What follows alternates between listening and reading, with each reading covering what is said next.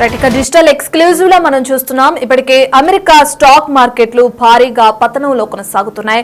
ఒక్కసారిగా America stock మార్కెట్లు crash అయ్యాయని కూడా మనం చెప్పుకోవచ్చు. ఇప్పటికే చూసుకుంటే 2022లో ఎప్పుడైతే ఈ స్థాయిలో పతనాలు కూడా స్టార్ట్ అయ్యాయని కూడా చెప్తున్నారు. ఇక దానికి మించి అధిక మొత్తంలో కూడా ఈసారి ఎక్కువగా స్టాక్ మార్కెట్లు నష్టాల్లో కొనసాగుతున్నాయి అమెరికా పరంగా అని చెప్పి కూడా నిపుణులు అంటున్నారు. మనం దానికి సంబంధించిన బ్రేకింగ్ చూస్తున్నాం డిజిటల్ ఎక్స్క్లూజివ్ లో. ఇప్పటికే దీనికి సంబంధించి ట్రంప్ కుట్ర ఎక్కువగా ఉన్న కారణం కూడా ఒకటి ఆరోపణ తెరపైకి వస్తుంది.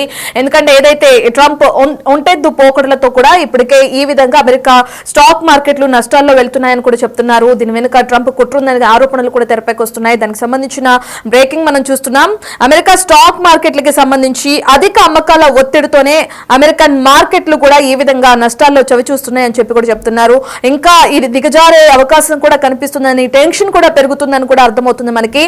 అయితే మనం సుమారు చూసుకుంటే 20 రోజుల వ్యవధిలోనే ఏకంగా $4 ట్రిలియన్ల వరకు కూడా నష్టం చేకూరింది.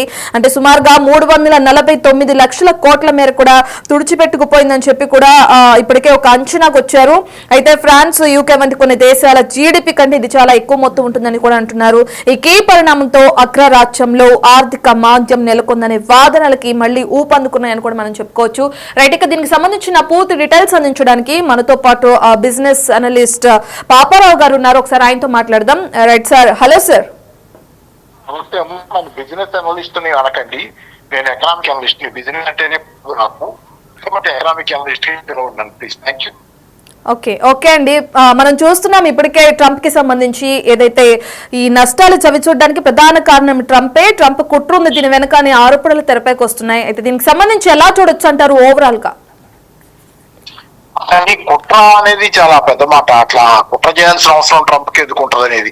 కాకపోతే ఏంటంటే ఇటు పక్క మార్కెట్లలో ఉన్న వాళ్ళంతా పెరణాల కింద, అంటే విపరీతమైనటువంటి భయాందోళన, అంటే ఎంత భయంలో ఉన్నారంటే ఇటు పక్కన మార్కెట్లలో ఇన్వెస్ట్ చేసిన వాళ్ళు కానీ, మార్కెట్లలో పొజిషన్స్ తీసుకున్న వాళ్ళు కానీ, వాళ్ళు దేని చూసినా ఉలిక్కి పడే పరిస్థితి. గత అనేక మాసాలుగా పడిపోతున్న మార్కెట్లు ఈ ఒడిదుడుకుల క్రమంలో ట్రంప్ ఏదో కుట్ర చేస్తున్నాడు అన్నట్లుగా అనేది ఒక పెరనాయిడల్, ఒక మానసికమైనటువంటి ఆందోళన తాలూకు రిఫ్లెక్షన్ తప్పితే ట్రంప్ కి కుట్ర చేయాల్సిన అవసరం లేదు. ఆయన వాస్తవానికి ఆయన అడిగినప్పుడు 2025లో చాలా మంది అన్నట్లుగా మాంద్యం వచ్చే అవకాశం ఉందా అని అడిగారు ట్రంప్ ని.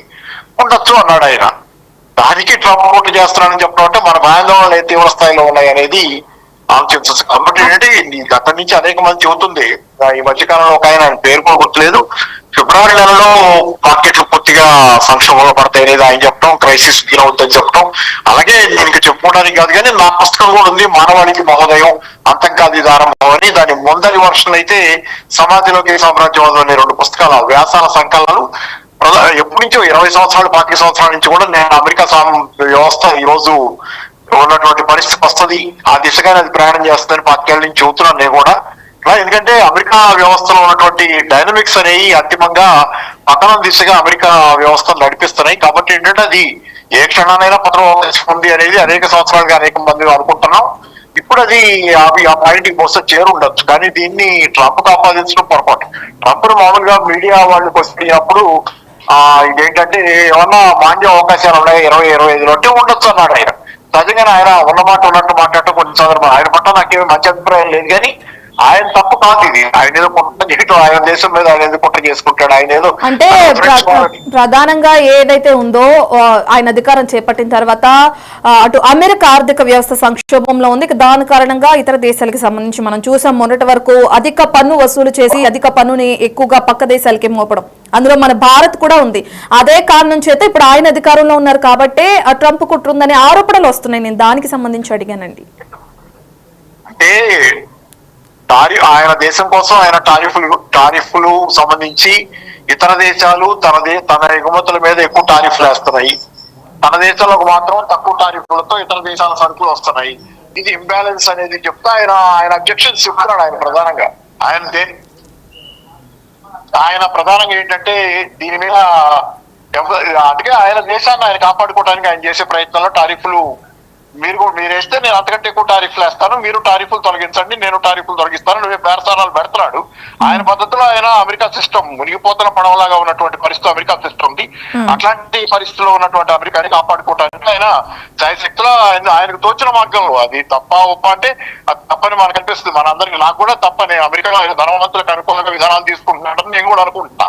ఖచ్చితంగా ఆయన అమెరికా ధనవంతులకు అనుకూలంగా విధానాలు తీసుకోవటం ఎన్ని లోపభూయిష్టమైనవి.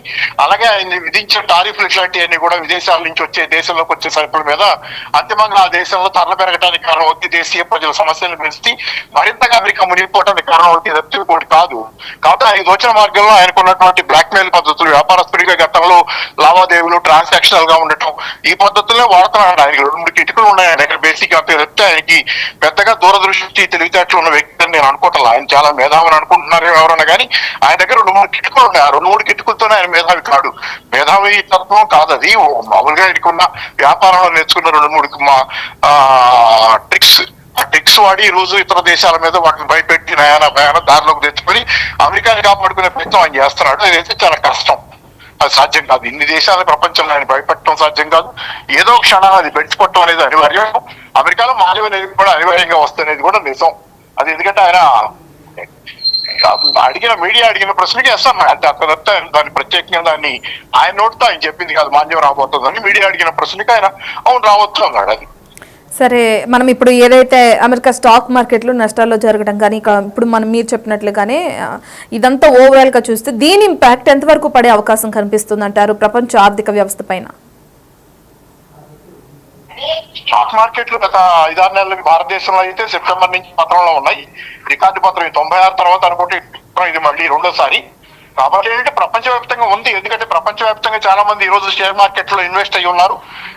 షేర్ మార్కెట్లు స్పెక్యులేషన్ ఆధారంగానే ప్రపంచ ఆర్థిక వ్యవస్థ నడుస్తుంది. ప్రధానంగా కష్టం చేసి పనిచేసే అవకాశాలు కూడా చాలా మందికి లేవు. పనిచేయాలనుకున్నా పనిచేసే అవకాశాలు లేవు, ఉపాధి అవకాశాలు లేవు. చాలా మందికి స్పెక్యులేషన్, రియల్ ఎస్టేట్ వీటి మీద నడుస్తున్న ఆర్థిక వ్యవస్థ ఉంది. కాబట్టి ఇది ఖచ్చితంగా ఏంటంటే ఈ ఒడిదుడుకులన్నీ ఈ రోజు రియల్ ఎస్టేట్ లో కూడా దీని తాలూకు మాంద్య వాతావరణం కనపడుతుంది. అలాగే మార్కెట్ల పత్రం ఇవన్నీ ఏంటంటే అంతిమంగా చాలా మంది ప్రజలకు ఆదాయాలను పోగొట్టే పరిస్థితి ఉంది. ఎందుకంటే 2008లో మనం చూస్తే కనుక ఆ రోజు వాల్ స్ట్రీట్ బ్యాంకులు దివాలా, వాల్ స్ట్రీట్ పత్రంతో ఆ రోజు అమెరికాలో జనాభాలో 50% రాత్రికి రాత్రి దారిద్ర్య రేఖ దిగువకపోయారు.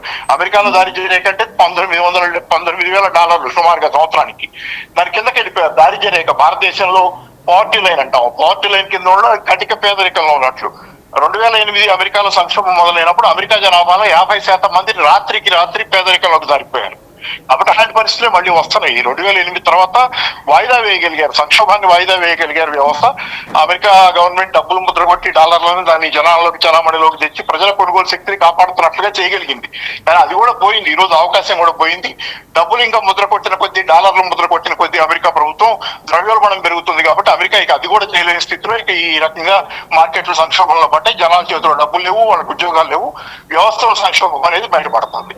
అయితే దీనికి అంటే మీరు చెప్పినట్లుగా ఏదైతే నష్టాలు జరుగుతున్నాయో వాటికి ట్రంప్ మొదలుపెట్టిన వాణిజ్య యుద్ధం ఒక కారణం కాదంటారా? అది అగ్రవేట్ చేస్తున్నామా? ఆయన పరిష్కారంగా ఒక మార్గాన్ని ఎంచుకున్నాడు. ఆయనకి వచ్చిన పరిష్కారం ఆయన ఎంచుకున్నాడు. ఉన్న పరిస్థితిలో యథాతథ పరిస్థితిలో ఎలా ఏం చేసినా సరే అమెరికా పత్రాన్ని ఆపడం సాధ్యం కాదు. కానీ ఆయన ఎలాగైనా సరే దీన్ని ఆపాలనే తాపత్రయంలో ఆయనకి వచ్చినటువంటి ఒక వైల్డ్ గ్యాంబుల్ అంటే ఒక భారీ రిస్క్ తీసుకుని పనిచేస్తున్నాడు. దాని ఫలితం కూడా నెగటివ్ గానే రావచ్చు. తొందరగా ఇంకా మామూలు సాధారణ పరిస్థితుల్లో నెమ్మదిగా పత్రం అమెరికా ఆర్థిక వ్యవస్థ ఒక్కసారిగా కూడా పత్రం అవ్వచ్చు విధానాల వల్ల. రైట్, థ్యాంక్ యూ పాపారావు గారు. Thank you. వీటికి మనం చూస్తున్న అమెరికాను వెంటాడుతుంది ఆర్థిక మాధ్యం భయాలను కూడా మనకు అర్థమవుతుంది. దీనికి సంబంధించి ఇప్పటికే 15% వరకు మస్క్ కి చెందిన టెస్లా షేర్ కూడా పతనమైంది. ఇక ట్రంప్ ఆర్థిక విధానాలు ఈ పరిస్థితికి కారణమంటూ విమర్శలు వస్తున్నాయి. ఇప్పుడు మనం పాపారావు గారు చెప్పినట్లు కూడా చూస్తే ట్రంప్ దీనికి ఆర్థిక మాంద్యం వచ్చే అవకాశం ఉందా అని చెప్తే ఆయన రావచ్చు అని చెప్పి ఒక ఆన్సర్ ఇవ్వటం మాత్రమే జరిగింది.